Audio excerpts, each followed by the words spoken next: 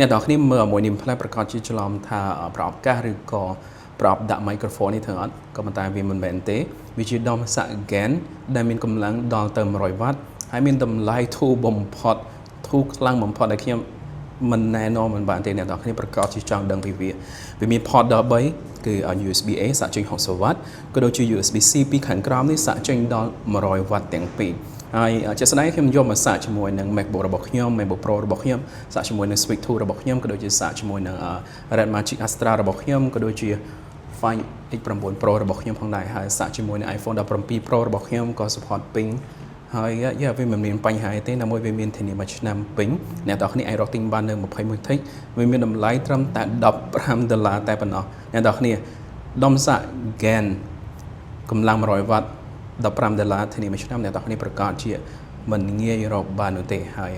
ខ្ញុំសួរគាត់ហើយបើសិនជាខូចគឺដូរថ្មីតែម្ដងហើយអ្នកទាំងគ្នាអាច inbox ទៅ page ផ្ទាល់បានតែនេះពិតជាណែនាំមែនណាមួយ design វាស្អាតសខ្មៅងាយស្រួលដាក់តាមខ្លួនចឹង shoot